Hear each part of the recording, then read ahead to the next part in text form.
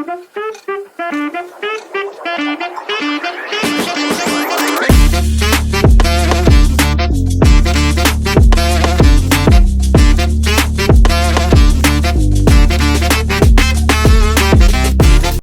we're going to be discussing tonight's Thursday night football matchup between the Pittsburgh Steelers and the Cleveland Browns with two segments, including Polk's Picks and Tomas's Takes.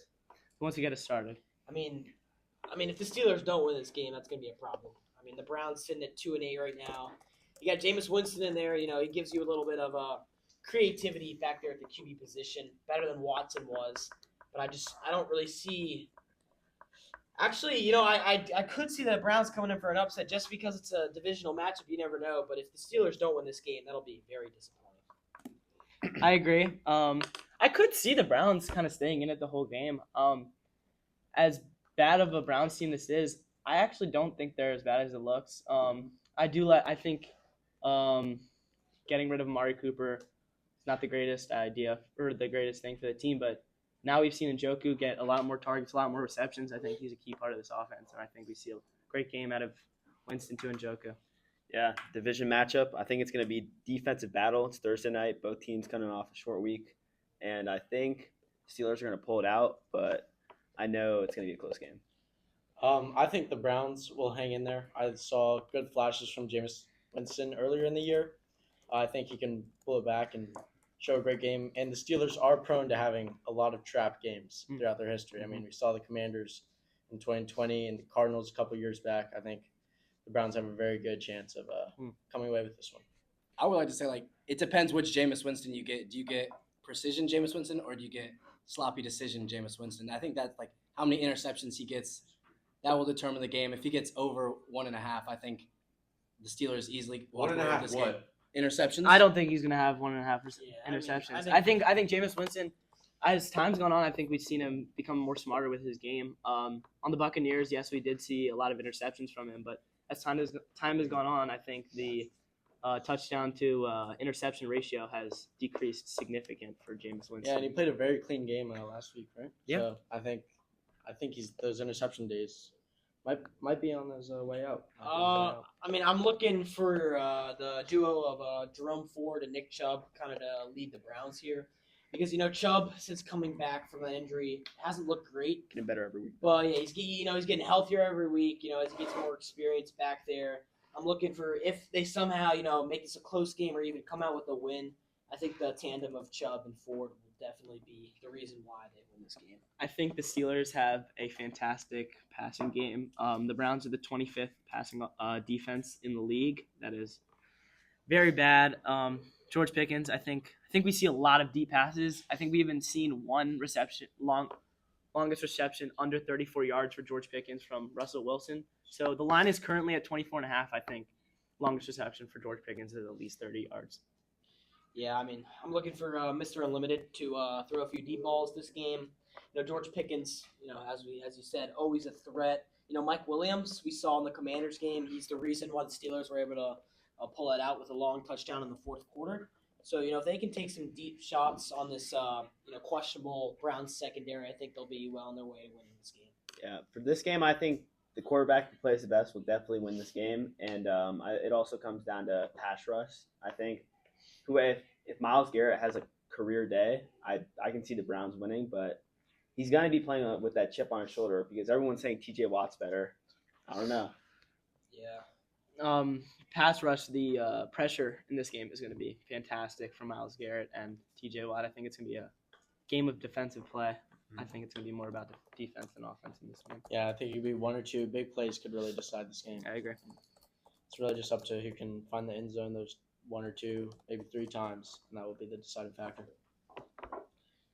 Yeah, Cleveland, it's been a pretty rough season. Now I think they're kind of just looking ahead to the 2025 draft. But I don't think their fans will be mad, if they come out and pull a surprising win on Thursday night. And I do think that they have a lot to prove coming into this game. We got a question from executive producer Matthew Rosner over here. So we saw last week in the Steelers-Ravens game, the Steelers trying to use this element of Justin Fields at quarterback, brushing the ball a little bit. How do you think that's going to impact the game tonight? And do you think they're going to build off that, Justin Fields at quarterback, or Was that kind of just a one game thing? I think personally it was. I mean, we saw Justin Fields come in the game versus the Ravens, and he made a mistake. Actually, he had the clear first down, and he slid before the first down, making it a 3rd and 1. And if they didn't convert that 3rd and 1, it would have been a much different game. So I don't know if they're going to punish him for his mistake, but it was definitely a massive mistake from Justin Fields. So I don't Then know. he got the first down right after. He did. so. Well, he no, didn't actually, Russell Was Wilson came back in and got Yeah, that. I thought Fields was still in the No, game they at that took point. him Yeah, out no, after They that. took him out, but I just want to mention, Mike Tomlin said that he doesn't view Justin Fields as a gadget guy. He views him as the quarterback too. He said there's a fine line. If they need to use him, they will. But I don't expect more than maybe 2 or 3 plays with Fields, in there because Russell Wilson is quarterback 1 and he's playing great right now. No reason for them to put Fields in the game. I think Nick Chubb is a massive part of this game for the Browns. We haven't seen the most he's got is 52 yards against Baltimore. Really hasn't been the greatest season so far for Nick Chubb. Only 4 games. We see him get a lot more active. I mean, when he's Nick Chubb, when he's at his peak, he's a top 5 running back in the league. But honestly, bottom 30 right now. Yeah, I mean, we see, Pickens, who was operating at the slot a lot more against the Ravens and against Greg Newsome of the Browns, who is actually not too bad of a slot cornerback in the NFL. He was on the trade block, actually, but he ended up getting moved. I think that will be the deciding matchup in this game. Can you get Pickens involved often and early? Because if so, then I do think, that's the way that Steelers will be able to win this game. Do you guys think the Browns will be able to do something like they did to the Ravens, where they went in and beat the Ravens? Do you think they can do that with the Steelers? Or I mean, I think they can. I think they can. If they utilize Nick Chubb, get the ball to Njoku, I think we could see an upset from the Browns coming. But I do think Patrick Freiermuth is a key part of the Steelers' offense that we haven't seen going this year. Only 3 touchdowns. Only 3 touchdowns, only 295 passing yards. Not the greatest season from him so far. He definitely needs to get more active. And he's a key part of this offense. Can I just quickly say, I do think the reason why the Browns were able to upset Lamar and the Ravens is because of their ability to keep Lamar in the pocket, which is something that they do well. Russ, at this stage of his career, he's not really looking to get out the pocket. He's more of a pocket passer. So I really don't think that strategy will work against the Steelers. So, I really don't see a way that the Browns are able to contain the Steelers offense. We got another question from Matthew. So you're talking about George Pickens a lot, but obviously the Steelers have a top 5 rushing duo in the league with Najee Harris and Jalen Warren. Do you think the Steelers are going to lean on them to kind of carry this game, maybe chew some clock off, or do you think they're going to focus on the passing game? yeah, I think it's a game of passing for the Steelers. I would disagree with that. I think it's going to be a bunch of heavy run plays, and I think it's going to be mixed in with 3rd down passing plays that go to George Pickens. I think George Pickens can have at least 2 catches for over 20 yards, but I mostly see the run plays. And then when they're running the ball a lot, I think the passing plays will open up on 3rd down, and 2nd down. Yeah, I could just say, both Najee Harris and Jalen Warren, both very gritty runners. They run hard and they like to, they like contact. They like to take contact, and I really think that's a great trait to have in this AFC North division because everyone you play harder when you're playing against a division rival. So I do think that Harris and Warren will be a huge part of this game for the Steelers and their success if they are able to play. The Browns have the 7th best rush defense in the league, rather than their 25 passing defense. I personally think it's a game of passing for the Steelers. I think we see a lot of dump offs to the running backs, a lot of screen passes. I think it's a game of short passes for the Steelers. I'd say the biggest part for the Browns would probably be their receiving game. I mean, you never know which wide receiver in which week is going to step up. Like last week, we saw Jerry Jeudy go for that 89-yard bomb. I mean, and you've had Cedric Tillman, Elijah Moore. Like, it depends each week with these guys. I mean, everyone's taken an increase in their targets and their receptions when Jameis Winston's in the game. So I'd like to see which one steps up, who steps up for them today. I'm actually going to have to disagree with that. I feel like, I don't know. I feel like if we see Nick Chubb get a lot more active, I feel like we could see. Can I say just something? I mean, Jackson did bring up a point where, there's multiple receivers getting involved, but that's also kind of a bad thing, in my opinion, because, we don't have one consistent receiver on that team.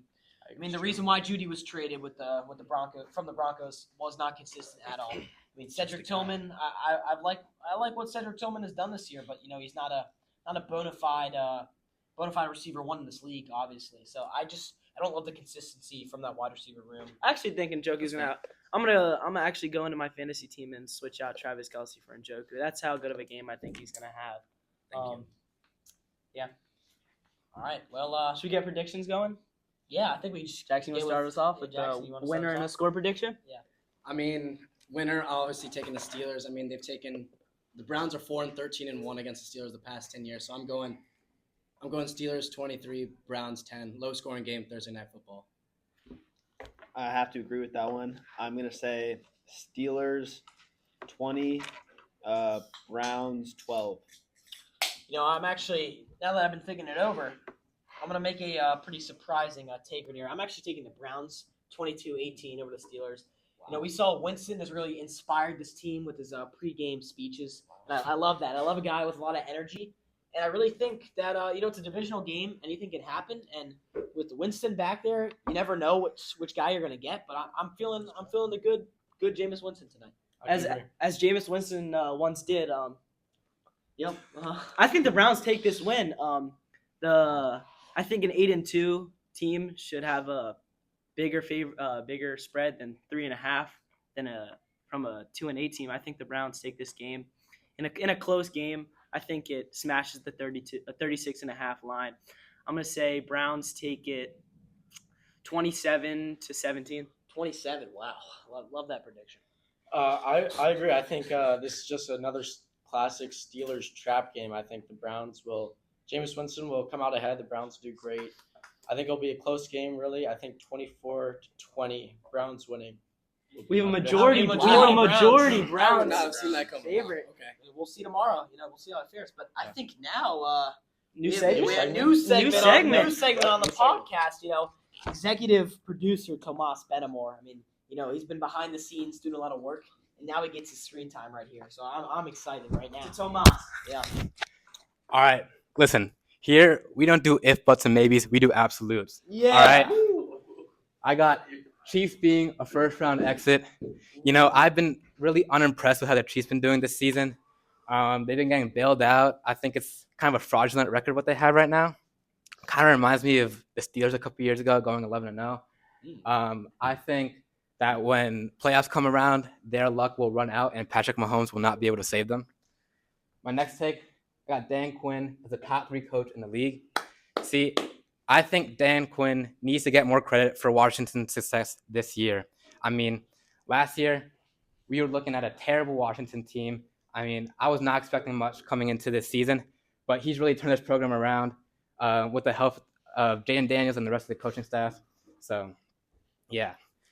My third take, I got the Rams making a deep playoffs run. I think the Rams, they just need to put it together. There's a lot of untapped potential that is yet to be shown. And looking at the rest of their schedule, I think that they can come out at the top of their division and make a good playoff run. And my last take, Bo Nix should be the favorite for Offensive Rookie of the Year. I mean, Bo Nix had just looked like an NFL veteran out there, not making these mistakes that Jaden Daniels has been making the past 2 games. I mean, Jaden Daniels has been playing great, don't get me wrong, but again, in these past couple games against some pretty strong defenses, he has just not been able to perform. So I think Bo Nix should be the Offensive Rookie of the Year. Those are my takes. I don't know what the table over here thinks. Thank you.